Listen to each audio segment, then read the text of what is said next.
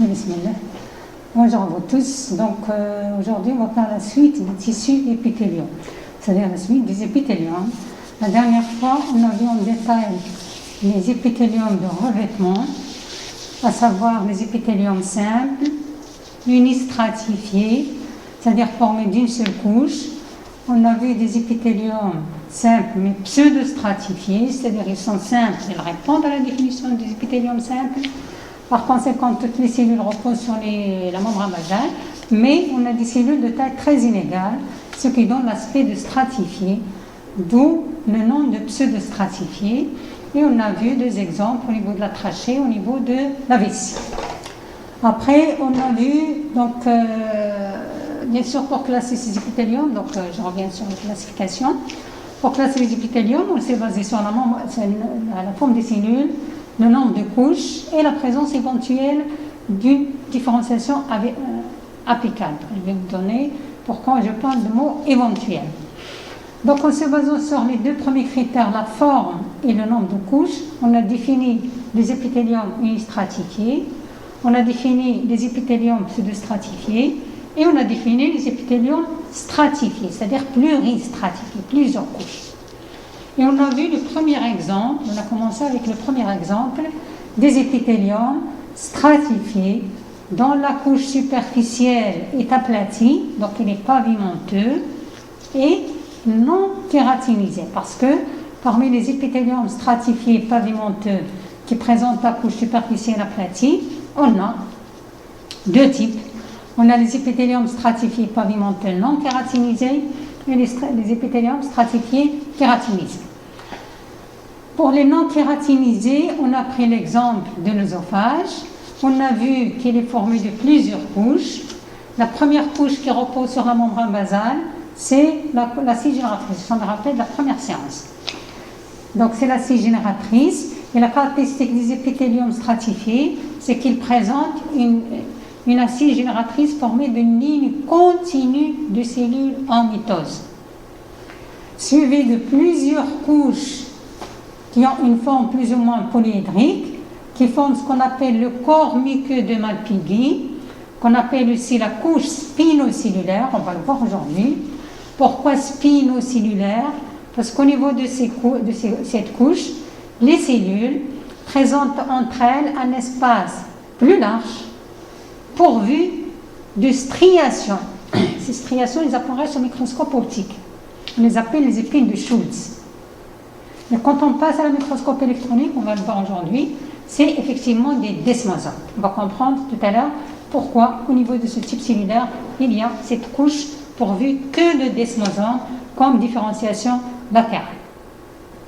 Après, la troisième couche, c'est la couche superficielle qui est aplatie, pavimenteuse. Et la caractéristique de ces épithéliums stratifiés pavimenteux non kératinisés, donc je vous ai dit qu'il y a deux critères qui permettent de différencier les non kératinisés des kératinisés. On a vu les non kératinisés, et je vous ai dit, lors de la première séance, c'est que on a d'abord, la première caractéristique, c'est que la couche des cellules aplaties, elle est homogène, c'est-à-dire formée de cellules toutes semblables. Et enfin, la deuxième caractéristique, c'est que les cellules qui se détachent, qui desquament, se détachent, dégénèrent, sont des cellules qui possèdent encore un noyau. On peut les qualifier entre guillemets des cellules vivantes. D'accord? Voilà ce que je viens de vous dire. Je vais utiliser mon pointeur de laser. Je ne sais pas si ça va marcher. Donc là, vous avez la scie génératrice, la couche du corps muqueux de Malpighi, plusieurs couches cellulaires polyédriques, et la couche superficielle formée de cellules homogènes et toutes identiques, et la desquamation se fait par des cellules vivantes. Maintenant, on va passer aux épithéliums stratifiés pavimenteux kératinisés. Et j'ai pris l'exemple de l'épiderme, c'est le seul qui existe au niveau de l'organisme de l'espèce humaine. Si je veux comparer l'épithélium stratifié pavimenteux non kératinisé aux épithéliums stratifiés kératinisés, on remarque que tous les deux ce sont des épithéliums stratifiés. Donc on voit des papilles choriales au niveau des deux. On voit que c'est pareil aussi au niveau de la scie génératrice.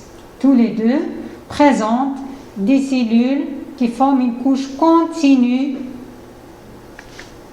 au fond qui repose directement sur la membrane basale qui sépare toujours l'épithélium du chorion. La même chose au niveau du corps muqueux de Malpighi. Et la première différence s'observe au niveau des cellules aplaties de la couche superficielle. On a dit que pour le non kératinisé, la couche des cellules aplaties elle est homogène, formée de cellules toutes semblables. Alors que la couche des cellules aplaties de l'épithélium stratifié, pavimenteux, kératinisé de l'épiderme, on remarque qu'elle est subdivisée en 3 autres couches. La première couche, on appelle couche granuleuse, je vais la définir tout à l'heure, suivie de la deuxième couche qu'on appelle la couche brillante, et enfin la couche cornée. Ça, c'est la première différence. Mais quand on regarde le détail au niveau de cette couche aplatie des épithéliums stratifiés, pavimenteux, kératinisés, c'est-à-dire au niveau de l'épiderme, on remarque qu'au niveau de la couche granuleuse, comme son nom l'indique, il y a des grains de son nom. C'est-à-dire quand on observe au microscope optique, on obtient une granulation dans le cytoplasme. Pour la couche brillante, comme son nom l'indique, elle a un aspect brillant. Je vais vous montrer tout à l'heure une courbe histologique au niveau du microscope optique. On voit une couche qui apparaît un aspect brillant. Bien sûr, c'est dû à la présence d'une protéine qui confère cet aspect brillant. C'est ce qu'on appelle l'éléidine. C'est marqué tout à l'heure, je vais le montrer. Mais en même temps qu'on passe d'une couche à l'autre, c'est-à-dire de la couche granuleuse à la couche brillante, les noyaux s'aplatissent, c'est normal, c'est la couche superficielle aplatie, pavimenteuse, mais en même temps les noyaux deviennent très foncés. Quand on a un noyau très foncé, quand on l'observe au microscope optique, généralement on a 2 hypothèses sur une lame histologique. Soit, ça veut dire qu'il y a un remaniement de la chromatine. Donc on a 2 hypothèses. Soit c'est une cellule qui est en mitose, soit c'est une cellule qui est en dégénérescence. Et selon la localisation de ce noyau, de cette cellule, par conséquent, on peut savoir si c'est une cellule en mitose ou si c'est une cellule en dégénérescence. Par exemple, on va voir tout à l'heure un exemple aussi. La couche de la cise génératrice, qui est la première couche de l'épithélium qui repose sur la membrane basale, quand on observe le microscope optique, on voit que les noyaux sont très foncés. La même chose au niveau de la couche des cellules aplaties, ce sont des noyaux très foncés. Donc, la cise génératrice, son rôle, c'est quoi? C'est de renouveler les cellules qui desquament, qui se détachent. Donc, ce sont des cellules qui sont en mitose. Par conséquent, au niveau de la couche aplatie, superficielle, ces noyaux qui apparaissent très foncés, ça veut dire que ce sont des cellules qui sont en voie de dégénérescence. Et ces noyaux très foncés, d'une cellule de dégénérescence, on les appelle les noyaux pycnotiques, avec PY, et la même chose, pycno, donc C-N-O-T-I-Q-U-E, pycnotique. Une cellule en pycnose, ça veut dire que c'est une cellule en dégénérescence. Troisième couche, donc au niveau de la couche des cellules, de la couche brillante, les noyaux sont très foncés et qui finissent par disparaître complètement au niveau de la couche cornée. Ça veut dire la couche cornée est formée de cellules anucléées. A, ça veut dire pas, nucléé noyau, il n'y a pas de noyau, et qui sont très riches en fibres de kératine. Ça, c'est la première différence entre le non kératinisé et le kératinisé, entre l'œsophage et l'épiderme. Deuxième caractéristique de différence, c'est les cellules qui se détachent, qui desquament. Pour la couche des cellules du non kératinisé, on l'a déjà vu, la desquamation se fait par des cellules vivantes avec un noyau. Alors que pour le kératinisé, pour l'épiderme, la desquamation se fait par des cellules anucléées, c'est-à-dire pas de noyau. D'accord? Donc on va voir en détail tout ça. Voilà. C'est ce que je viens de vous dire. Un épithélium kératinisé, c'est un type d'épithélium stratifié, pavimenteux, kératinisé. Et cette kératinisation, je vais vous le montrer tout à l'heure, dans l'exemple épiderme, confère un processus, c'est un processus de différenciation qui confère une imperméabilité à l'épithélium et qui résiste aux agressions physico-chimiques. Ça veut dire quoi? Ça veut dire qu'on peut se baigner sans problème, il n'y a pas de pénétration de l'eau à l'intérieur des cellules, ça veut dire qu'elle est imperméable. Résistant aux agressions physico-chimiques, ça veut dire on peut, par exemple, dans la vie courante, on peut tremper notre main dans l'eau de javel sans problème. Mais dès qu'on a une petite blessure, ça nous fait mal. Ça veut dire que là, il y a l'interruption de cette couche cornée qui a ce rôle de protéger contre ces agressions physico-chimiques. D'accord? Et ce type d'épithélium, comme je vous ai dit, il existe au niveau de l'épiderme. Et c'est la couche la plus superficielle qui est visible. Donc on a 5 couches, comme on vient de le voir. La couche germinative, des cellules germinatives, suivie de la couche spinocellulaire, c'est le corps muqueux-Malpighi. La couche dite granuleuse, parce qu'elle accumule des grains de la kératohyaline. C'est une protéine. Quand il existe dans une cellule, il confère un aspect granuleux à cette cellule. Pour la couche brillante, qui apparaît plus ou moins claire ou brillante, il est riche en une lipoprotéine qu'on appelle l'éléidine. Et quand cette protéine existe dans une cellule, il confère un aspect clair, plus ou moins brillant à cette cellule. Et la dernière couche, c'est la couche cornée, à ne pas confondre avec la cornée de l'œuf, c'est une couche cornée de l'épithélium de l'épiderme. Dans les cellules les plus superficielles, des squames à la surface, sans noyau, il n'y a pas de noyau, ce sont des débris cellulaires. Au schéma, on a ici la couche acide génératrice, le corps muqueux-Malpighi en bas, et les différentes couches. Et on voit bien que la couche cornée, au niveau de la couche cornée, on ne voit pas de noyau, on va voir beaucoup plus de détails sur votre. Voilà. Là, c'est une coupe histologique de l'épiderme, vue au microscope optique. On va voir les légendes.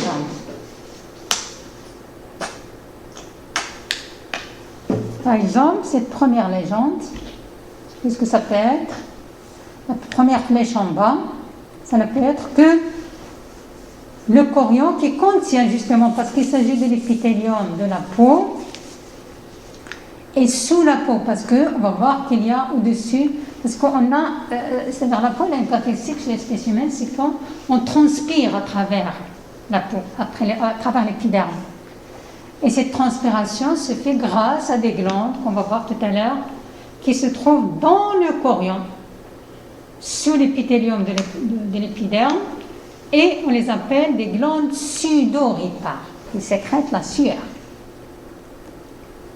Après, on a l'acide génératrice qui borde les papilles choriales qu'on voit ici. Ce sont des projets, des poussées, projections de chorion vers la superficie de l'épithélium. On a le corps muqueux-Malpighi, toutes ces couches-là plus ou moins polyédriques. Et là, on arrive à la couche granuleuse. La couche granuleuse, comme le montre le schéma, c'est une couche. On voit bien qu'il a un aspect granuleux, plus ou moins foncé. C'est ça la couche granuleuse. Regardez maintenant la couche brillante. Elle paraît plus ou moins claire, on peut dire aussi qu'elle est plus ou moins brillante. Là, au niveau de la couche granuleuse, il y a cet aspect granuleux, plus ou moins foncé, parce qu'il est riche en kératohyaline.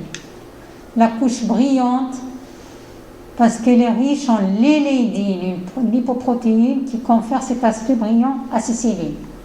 Et enfin, la dernière couche, c'est la couche cornée.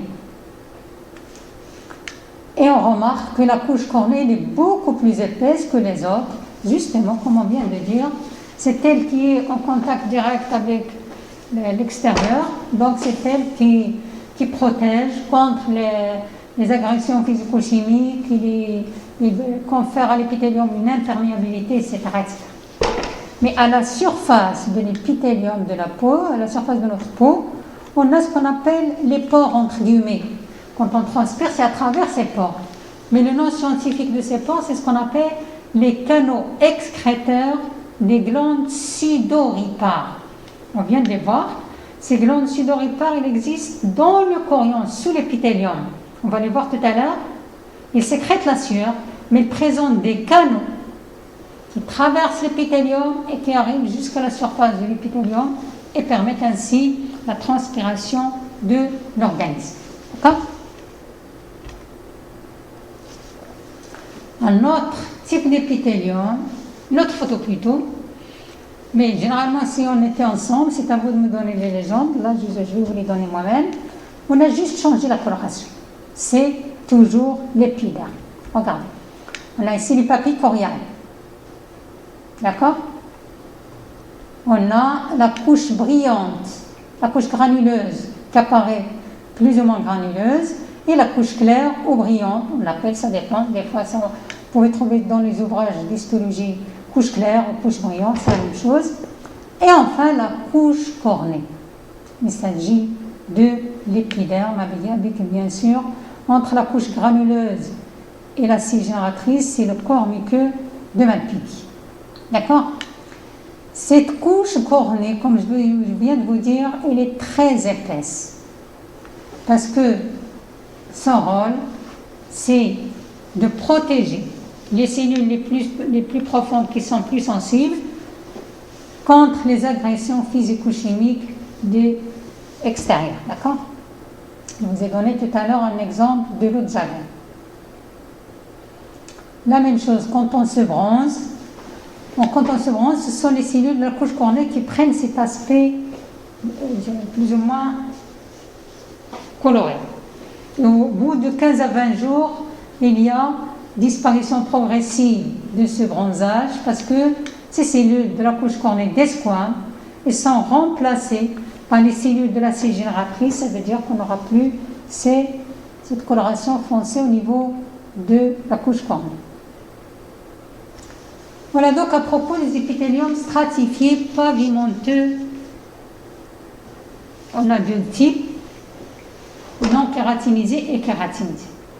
Maintenant, on va passer à un autre type d'épithélium stratifié. L'épithélium stratifié pavimenteux, deux exemples, non kératinisé et kératinisé. Maintenant, on va voir un deuxième type d'épithélium stratifié. Regardez le schéma en haut. Qu'est-ce qu'on voit ? On a une lumière.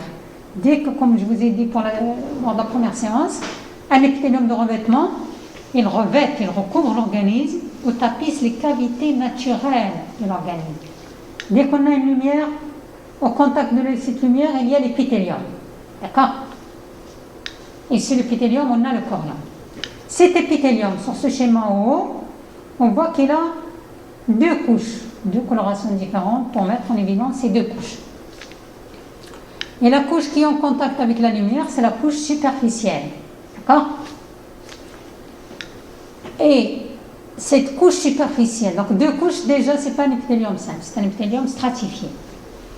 La couche superficielle, du moment, on a schématisé ici une photo d'une coupe histologique, ça veut dire que si on n'utilise pas de colorant pour mettre en évidence la membrane plasmique, on va voir que des noyaux.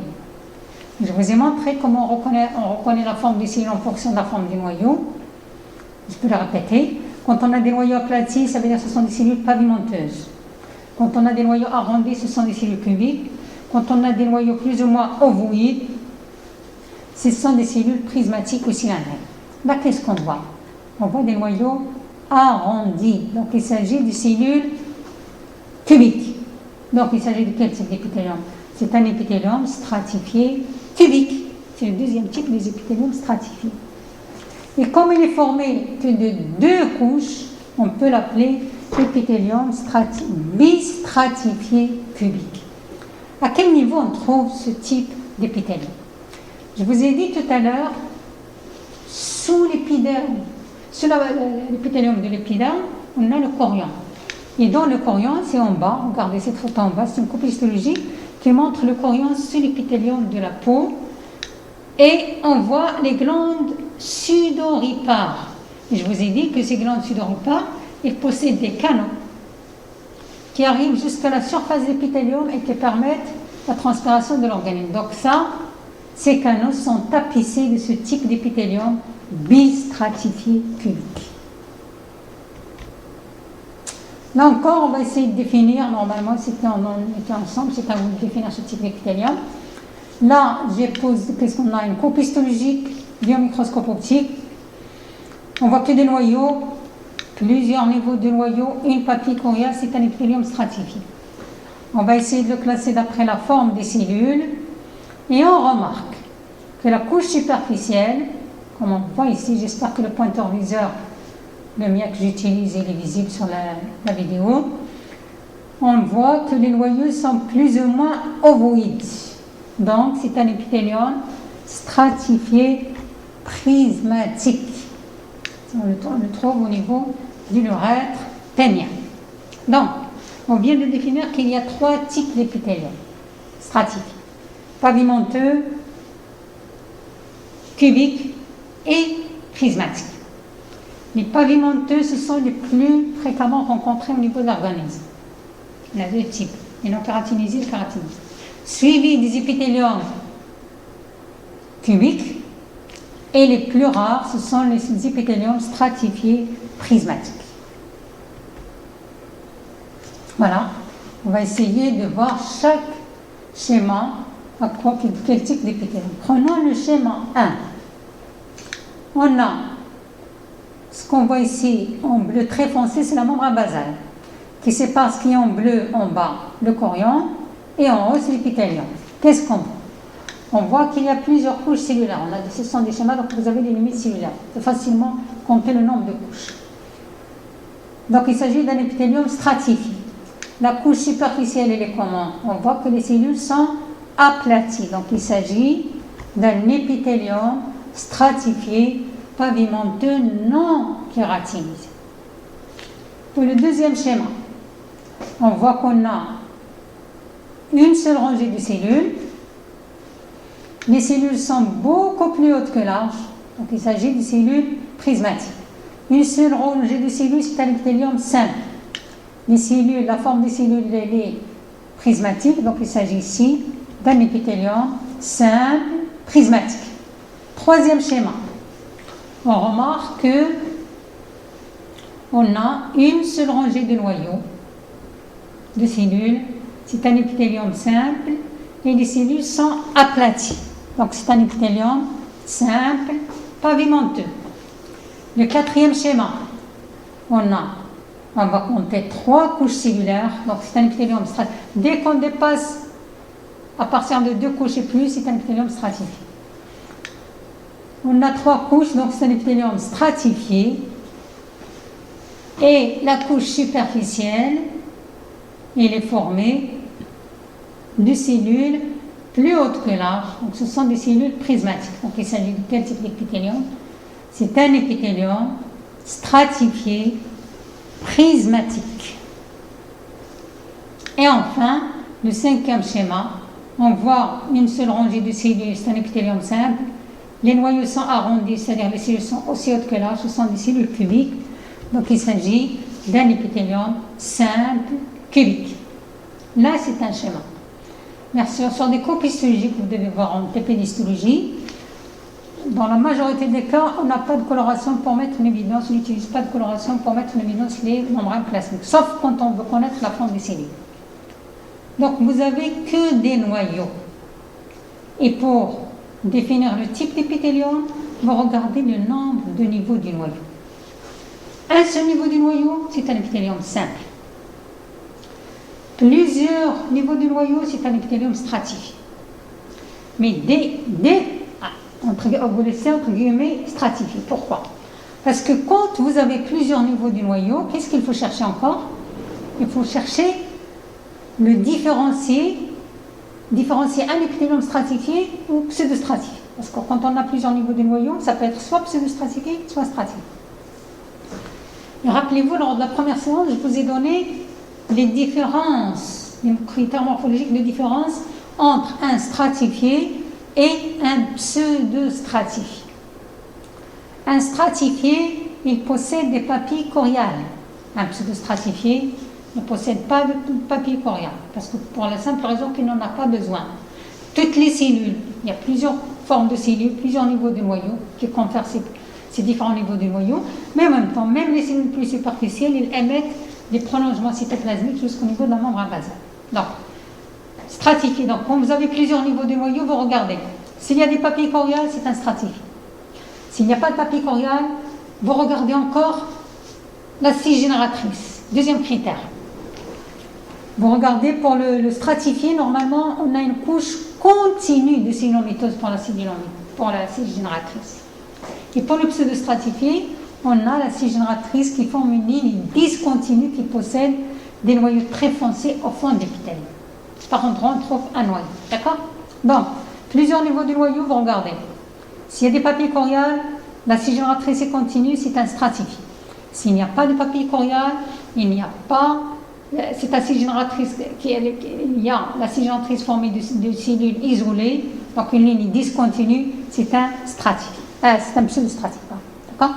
Donc un pseudostratifié ne possède pas de papier chorial, présente une scie génératrice discontinue et peut présenter, c'est le troisième critère de différenciation, de différence entre un stratifié et pseudostratifié, c'est la différenciation apicale. Un stratifié ne possède jamais ce type de différenciation qu'on a déjà vu en biologie cellulaire, les cils, les stéréocils, le plateau strié, etc. D'accord? Voilà en résumé ce qu'on vient de voir.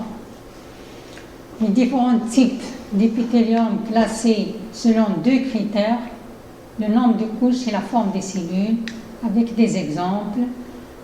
Quand on a des cellules pavimenteuses et une seule couche de cellules, c'est un épithélium simple pavimenteux. L'exemple, par exemple, l'endothélium des capillaires ou le mésothélium des alvéoles pulmonaires. Quand on a des cellules pavimenteuses de la couche superficielle avec plusieurs niveaux de noyaux, c'est un épithélium stratifié. On peut avoir deux exemples, le kératinisé et le non kératinisé. D'accord, avec des exemples. Pour la peau, c'est pour le kératinisé, c'est le seul exemple. Non kératinisé, on peut trouver au niveau de l'œsophage, cavité buccale, le vagin, il y a plusieurs types d'épithélium. D'accord? Du non kératinisé. Quand on a les cellules qui sont cubiques, quand on a une seule couche, c'est un épithélium simple cubique, on le trouve au niveau des canaux, donc de la vésicule biliaire, et des types contournés proximo-durants, ce sont des exemples qu'on a déjà vus. Et quand on a un épithélium stratifié, bistratifié cubique, je vous ai donné tout à l'heure un exemple des canaux excréteurs des glandes sudoripares qui existent sur l'épithélium de la peau. On peut le trouver aussi au niveau des canaux excréteurs des reins. Quand on a les cellules pour l'épithélium prismatique, c'est-à-dire qui forment des cellules prismatiques. Une seule couche, c'est un épithélium simple prismatique. On peut le trouver au niveau de la vésicule biliaire, au niveau de l'intestin, au niveau des trompes de Fallope chez la femme. Et quand la couche superficielle d'un épithélium stratifié est formée de cellules prismatiques, donc c'est un épithélium stratifié prismatique. On a bien de voir l'exemple de l'urètre pénien. Et le pseudostratifié, c'est un épithélium qui apparaît formé de plusieurs formes de cellules, des petites cellules, plus ou moins. C'est-à-dire il y a plusieurs cellules, mais quelle que soit la forme de cellule, quelle que soit la position de ces cellules, toutes les cellules émettent des prolongements cytoplasmiques jusqu'au niveau de la membrane basale, ce qui lui confère, donc elle répond à la définition d'un épithélium simple, mais qui a l'aspect de stratifié, de son nom, épithélium pseudostratifié. On avait deux exemples, la trachée et l'épidémie. D'accord? Maintenant, on va passer au troisième critère de classification des épithéliums de revêtement, c'est la différenciation apicale. Tout à l'heure, je vous ai dit, pour classer les épithéliums de revêtement, on a trois critères: la forme de couche, la forme des cellules, le nombre de couches et la présence éventuelle d'une différenciation apicale. Pourquoi éventuelle? Parce que ces différenciations apicales existent uniquement au niveau des épithéliums simples, à savoir les unistratifiés et les pseudostratifiés. Un épithélium stratifié, comme la peau, comme l'œsophage, ne présente jamais ce type de différenciation apicale. D'accord? Ça concerne uniquement les simples et les pseudostratifiés. On commence d'abord par un exemple de l'intestin. Regardez, on va ici. Vous avez déjà vu, donc, vous avez eu l'occasion de voir un intestin, un tuyau. Si on le coupe à l'œil nu, on voit qu'à l'intérieur, il y a des projections, comme des replis.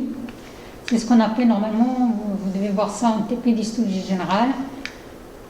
On a ce qu'on appelle ça, on le voit à l'œil nu, les valvules connivantes. La paroi intestinale forme des replis vers l'intérieur, vers la lumière de l'intestin. Et c'est ce qu'on appelle, c'est les premiers plis qu'on peut observer. C'est les valvules connivantes. Quand on prend une valvule connivante et qu'on l'observe au microscope optique, c'est à côté, regardez la flèche, ça donne ce qu'on voit ici au faible grossissement. Normalement, vous devez voir ça en TP d'histologie. On voit que cette valvule connivante, elle est entourée d'autres replis, plusieurs replis tout autour, qu'on appelle les villosités intestinales. Maintenant, on va prendre une seule villosité intestinale, ce que vous devez observer au microscope optique en TP d'histologie générale.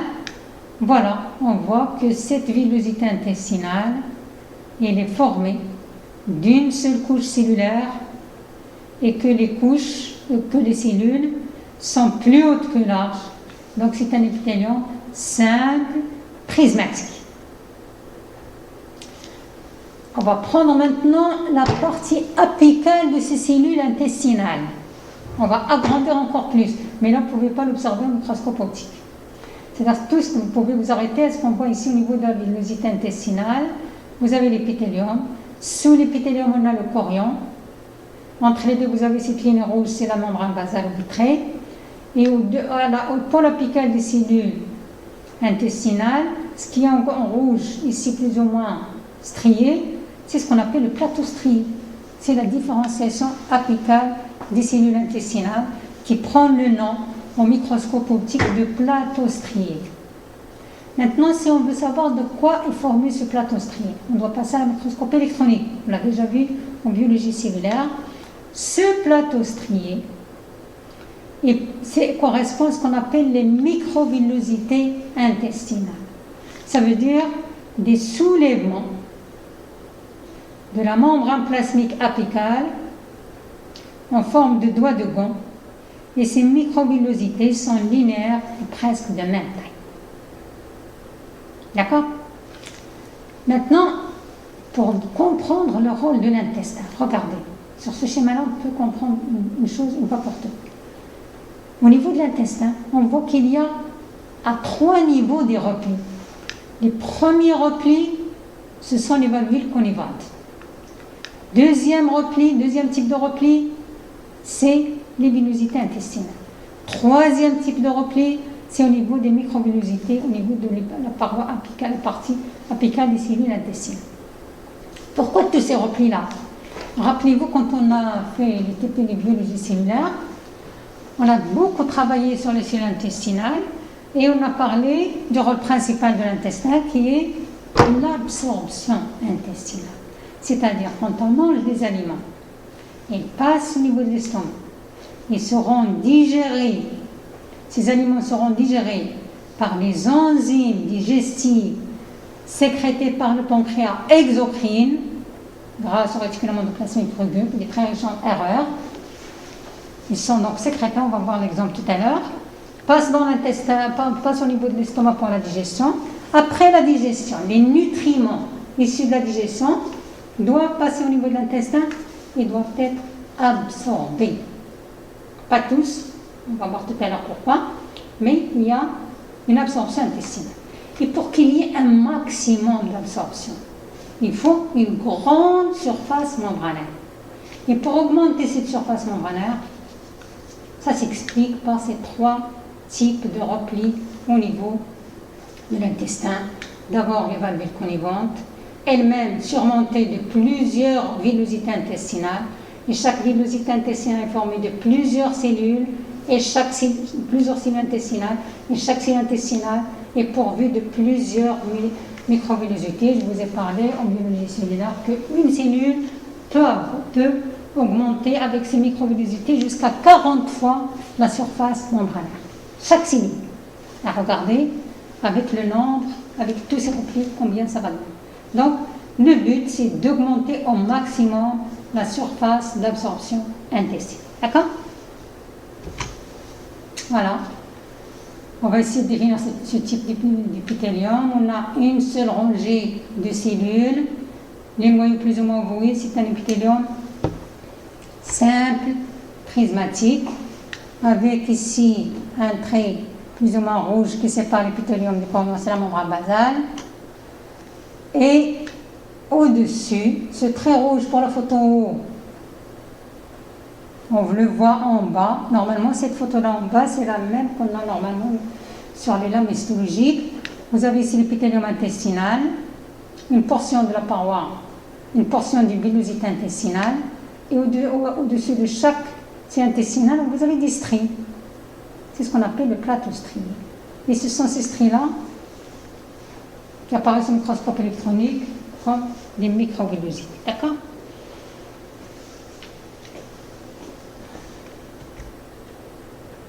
Voilà, on voit bien la même chose. Vous avez les cellules intestinales avec des là, ces schémas, normalement, s'il s'agit de microscope optique, c'est stries, c'est plateau strié. Microvillosités, ce sont les mêmes photos qu'on a vues en biologie cellulaire. Vous avez des soulèvements de la membrane plasmique apicale, vus au microscope électronique, sous forme de doigts de gant. Ils sont linéaires et presque de même taille. Ces microvillosités, on les qualifie aussi de microvillosités mobiles. Pourquoi? Parce que s'ils gardent cette forme en doigt de gant, c'est parce qu'ils sont pourvus de microfilaments d'actine. Et comme l'actine, c'est une protéine contractile, ce qui confère une mobilité à ces microvillosités. Ça, c'est le fort grossissement en bas à droite. En bas à gauche, on voit ici, on voit aussi le prolongement de ces filaments d'actine vers le cytoplasme à la base de chaque microvillosité. D'accord? Et bien sûr, rappelez-vous, l'absorption se fait à travers ces microvillosités, mais toute substance issue de la digestion n'est pas obligatoirement absorbée par l'intestin. Rappelez-vous, on a vu ça en biologie cellulaire, parce que tout autour, c'est ce qu'on voit plus ou moins grisâtre tout autour, à l'extérieur des microvillosités, tout autour, on a le revêtement fibreux ou cell coat, qui a un rôle de sélectionner les molécules qui doivent être absorbées au niveau de l'intestin. Un autre exemple d'épithélium avec sa différenciation apicale, on voit ici une coupe au niveau des tubes contournés proximaux du rein. Les noyaux sont arrondis, c'est un épithélium simple, cubique, et qui présente une différenciation apicale, ici plus ou moins en rose, tout autour de la lumière. C'est ce qu'on appelle la bordure en rose. C'est un autre type de différenciation apicale. Maintenant, au niveau de la trachée, on l'a déjà vu. Alors, qu'est-ce qu'on peut dire pour la trachée? On a, si on veut le classer d'après le nombre de couches, on a une première couche en bas, au milieu une deuxième, et en haut une troisième. Première vue, c'est un épithélium stratifié. Mais on remarque qu'il n'y a pas de papier corial. On voit aussi que la scie génératrice n'est pas continue. Et surtout aussi, présence d'une différenciation apicale qui sont des cils. Ces trois critères montrent qu'il s'agit bien d'un épithélium pseudostratifié cilié.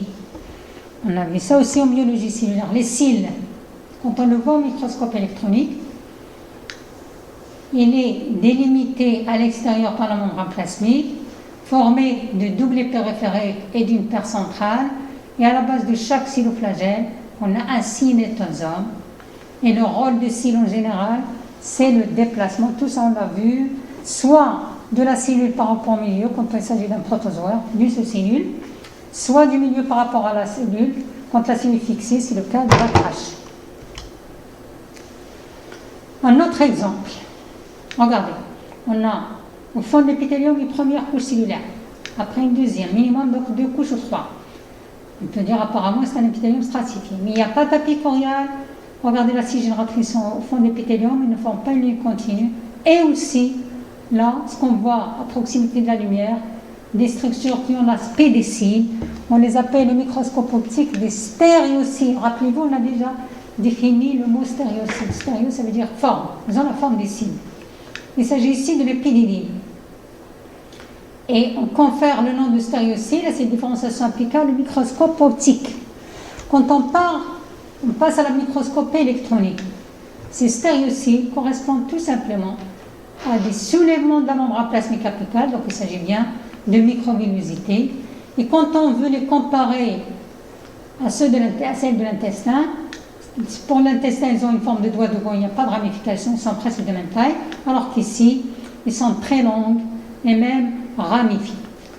Première différence. Deuxième différence, au niveau de l'intestin, on a les microfilaments d'actine qui tiennent la forme de ces microvillosités et qui confèrent une mobilité à ces microvillosités. Alors qu'ici, on parle de microvillosités immobiles, c'est-à-dire qu'ils sont dépourvus de filaments d'actine.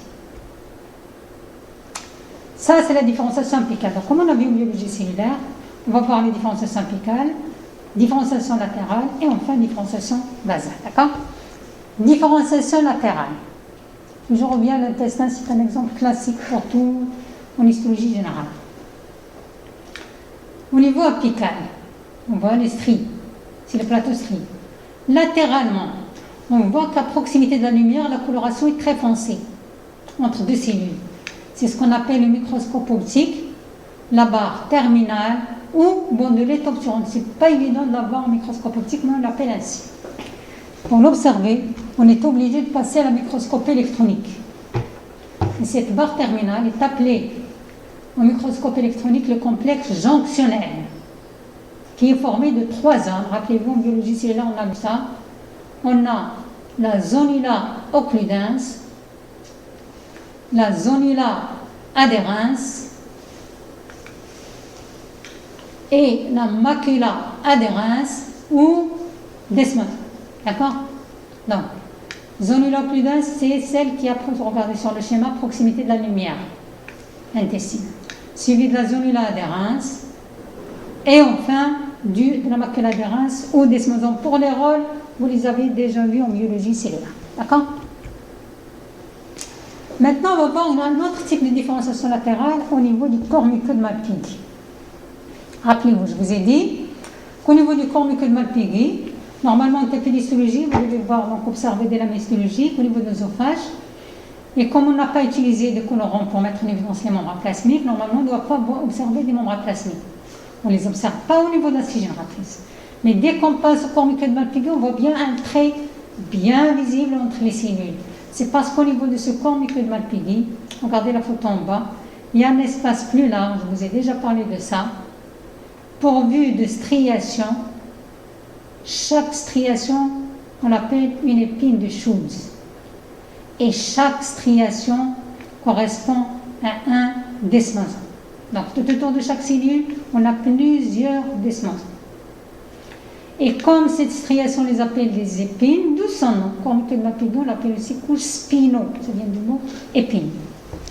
Donc chaque épine de Schultz correspond à un desmosome. Ça veut dire tout autour de chaque cellule, on a plusieurs desmosomes.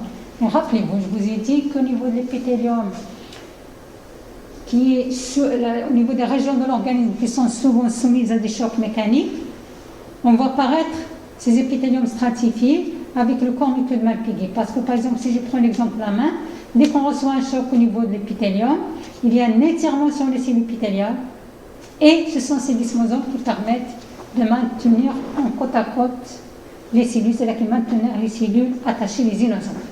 C'est pour cela qu'on attribue un rôle d'attache mécanique par référence au choc mécanique à ce type de desmosome au niveau du corps muqueux de Malpighi. Voilà maintenant les différents rôles, différentes fonctions des épithéliums de revêtement. On a déjà parlé un petit peu, juste j'ai fait comme un petit résumé. On a dit qu'il a un rôle de protection mécanique dû à la présence de ces desmosomes, comme l'épiderme, l'œsophage. La protection chimique. Ici, je vous ai rajouté un autre exemple. C'est le revêtement gastrique. On va voir tout à l'heure qu'il y a entre les cellules intestinales, entre les cellules de l'estomac, il y a des cellules qui sécrètent du mucus. Et ce mucus, il est rejeté à la surface de l'épithélium et attribue ainsi une protection chimique de l'épithélium vis-à-vis de ces agressions acides et enzymatiques. La même chose pour l'épithélium de la peau, je vous ai dit, on peut tremper notre main dans l'eau de javel sans problème s'il n'y a pas de blessure. Dès qu'on a une petite blessure, si on la trempe, on a mal, parce que là, il y a l'interruption de la couche cornée qui a un rôle de protection aussi chimique, et que cette substance, donc le javel, a atteint les couches les plus profondes qui sont plus sensibles. Troisième rôle, c'est toujours, ça concerne aussi la peau, c'est la protection contre les radiations lumineuses nocives. Donc on peut se bronzer, bien sûr avec des limites, sans problème, parce que à la surface, on a d'abord la couche cornée et on a aussi les mélanocytes qui fournissent le pigment qu'on appelle la mélanine, qui protège la peau contre les UV qui sont très nocifs pour l'épithélium. Maintenant, le deuxième type de protection, plus la protection, deuxième fonction, en plus de la fonction de protection, on peut attribuer un rôle de fonction d'échange et de transport. Et c'est l'exemple classique de l'épithélium intestinal grâce à son rôle d'absorption intestinale. Je l'ai répété plusieurs fois, donc vous avez bien compris en premier semestre, maintenant je le rappellerai. Grâce, bien sûr, aux plateaux striés qui sont des microvillosités qui sont responsables de l'absorption des nutriments qui sont issus de la digestion. Pardon, c'est trop grand, mais c'est marqué ici, épithélium glandulaire. Bon, quand j'ai fait sur mon ordinateur, ça apparaît. Là. Apparemment, c'est pas bien lisible. Donc, épithélium, maintenant, on a fini par les épithéliums de revêtement, on va passer aux épithéliums glandulaires. Les épithéliums glandulaires, donc ils répondent à la définition d'un épithélium. Ils sont formés de cellules jointives et juxtaposées, mais en plus, ils ont une fonction de sécrétion de produits. Et généralement, ces cellules n'utilisent pas ces substances qu'elles sécrètent. Rappelez-vous, pour le pancréas exocrine, ils synthétisent des enzymes grâce à son réticulum endoplasmique rugueux, et ces enzymes sont transportées à l'extérieur de l'épithélium, et c'est au niveau de l'estomac qu'ils vont avoir l'action de digestion. Donc ces cellules n'utilisent pas leurs produits de sécrétion et les mettent à la disposition d'autres cellules de l'organisme par un phénomène d'excrétion.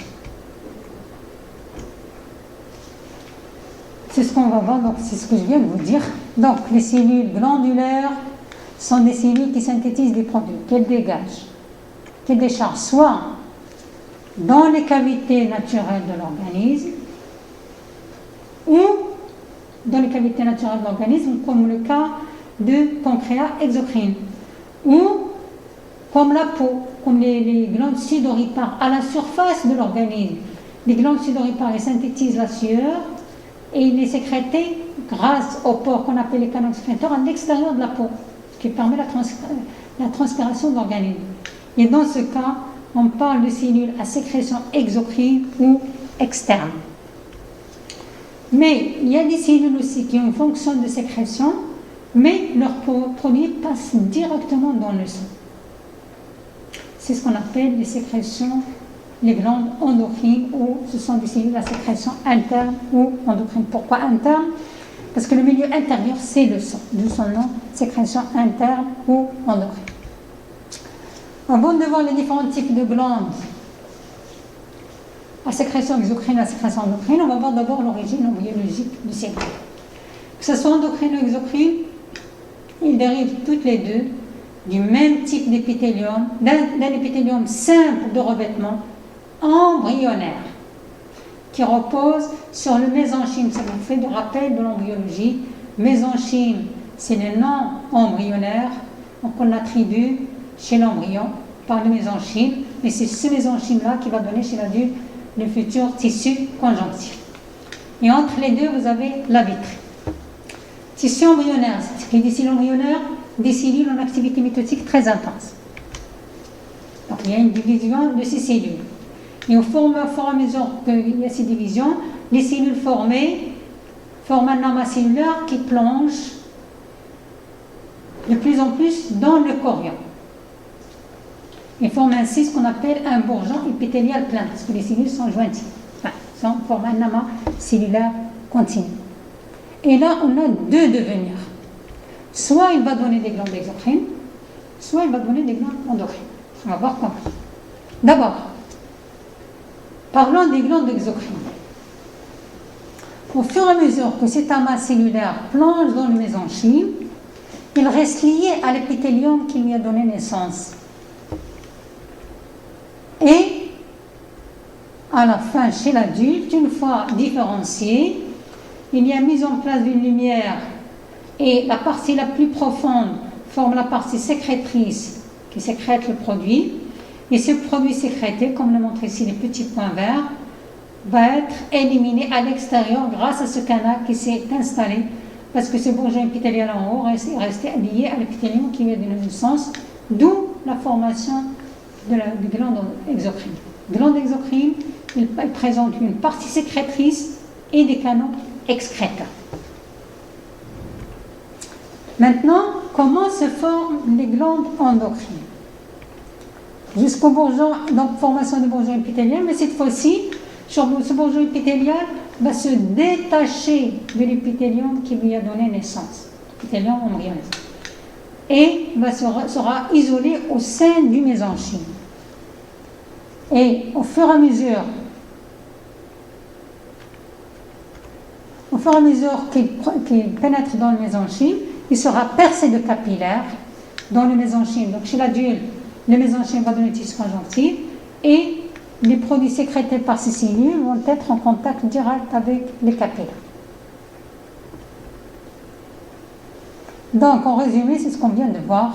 À partir d'un même tissu épithélial embryonnaire, on obtient des glandes endocrines qui déversent leur contenu directement dans le sang.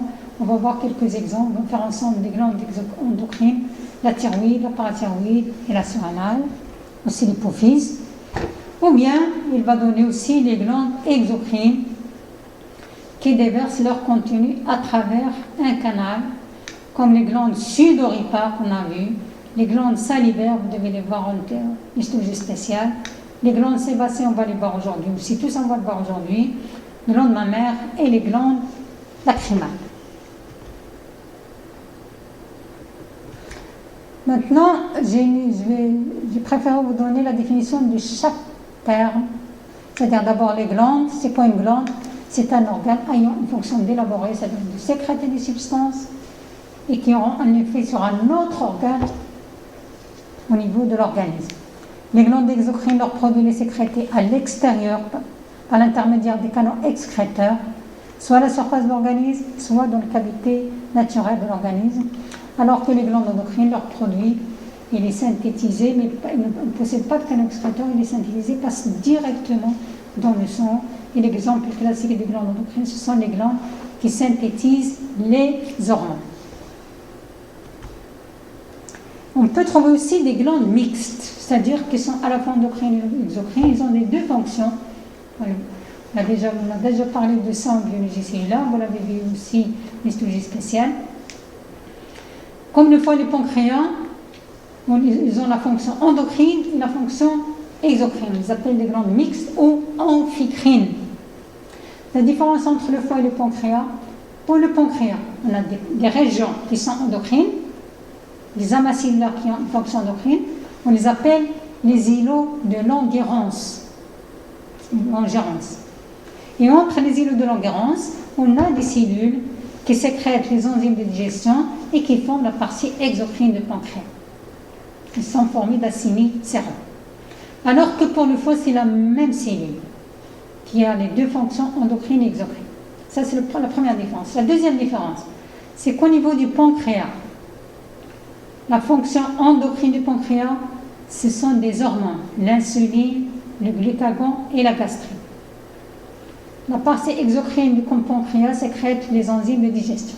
Alors que le foie, la partie endocrine c'est-à-dire la sécrétion endocrine du foie, c'est le glucose. Rappelez-vous, on a dit que le foie, c'est en biologie cellulaire, c'est la principale réserve énergétique de l'organisme.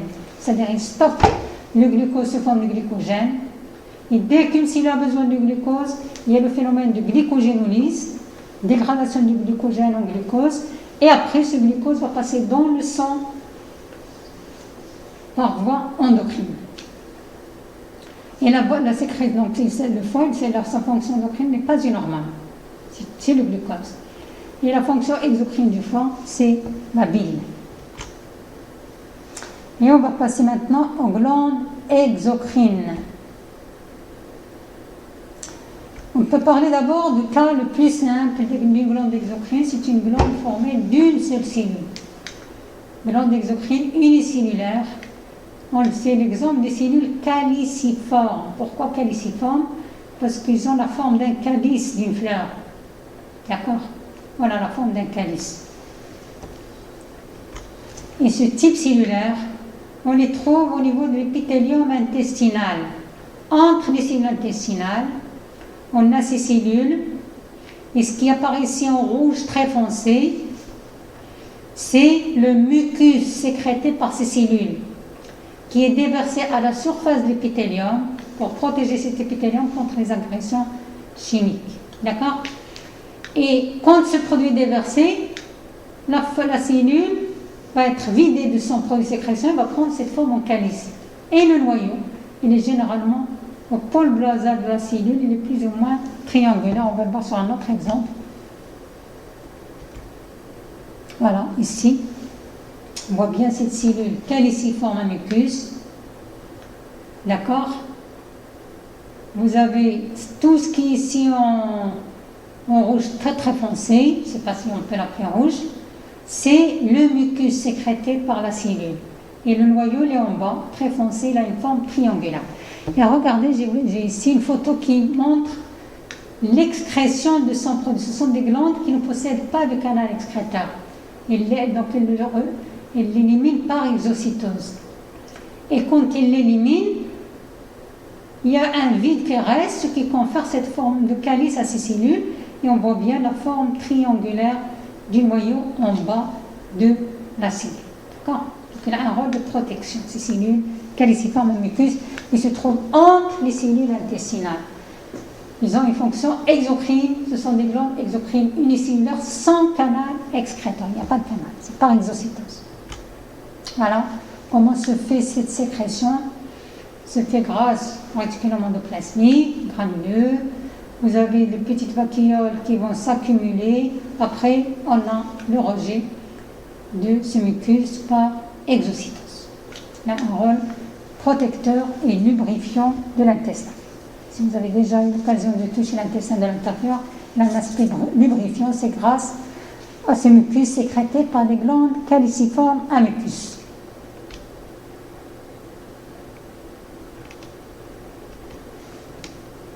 Là, un autre exemple, toujours, mais cette fois-ci au niveau de la cavité nasale, on a aussi ces cellules caliciformes à mucus, avec ces noyaux, c'est repérable grâce à leur forme en calice et leur noyau au pôle basal qui a une forme triangulaire.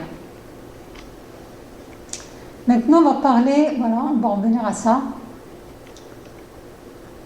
à des glandes. Donc, on a vu un exemple de glande exocrine unicellulaire. Maintenant, on va voir des glandes exocrines pluricellulaires, mais toujours sans canal excréteur. C'est les cavités nasales, on vient de la voir, c'est un épithélium pseudostratifié et ces cellules sécrètent leurs produits par exocytose. Alors que au niveau de l'urètre pénien, on peut trouver des cellules, plusieurs cellules qui ont une fonction endocrine, mais qui n'ont pas de canal excréteur, c'est au niveau de l'urètre pénien. Et là, c'est un épithélium stratifié. Là, ce sont les glandes intra-épithéliales. Maintenant, on va passer aux glandes exocrines proprement dites. C'est-à-dire qu'ils possèdent une partie sécrétrice et un canal. On a 4 types de glandes exocrines proprement dites. On a les acineuses, les tubulo-acineuses, les tubuleuses et les alvéolaires.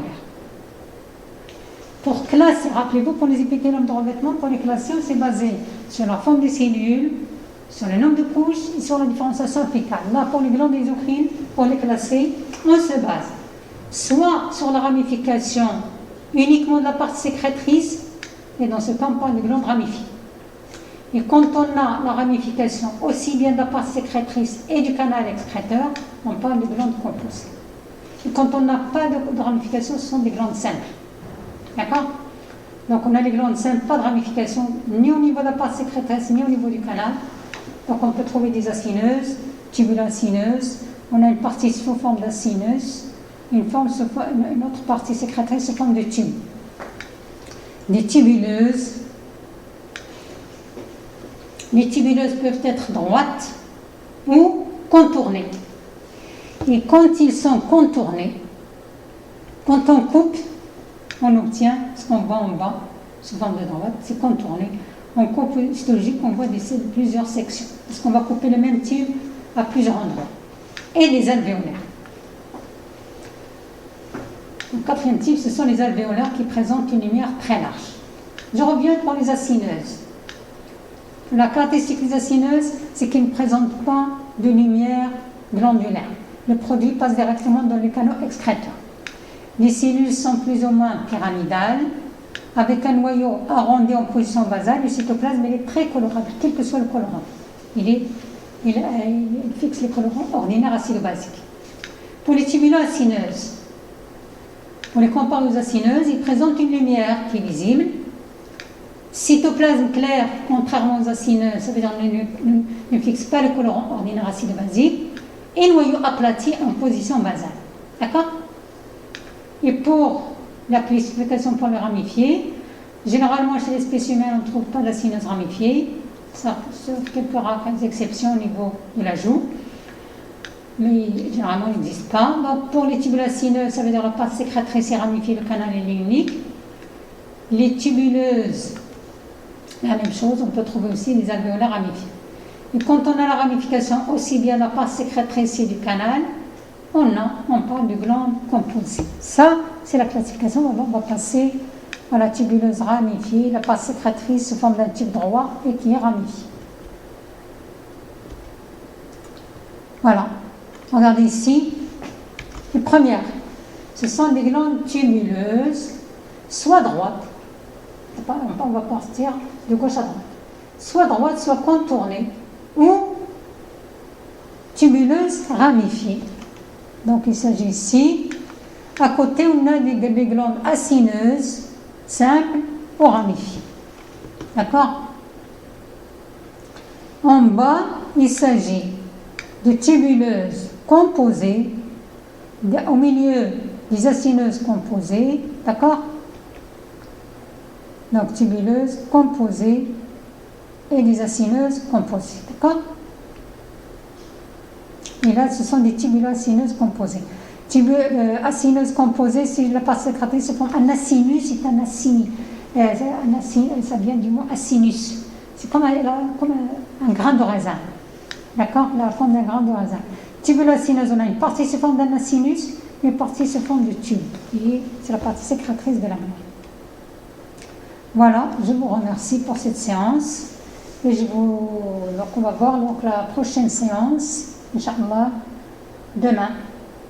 Et je vous souhaite bon courage.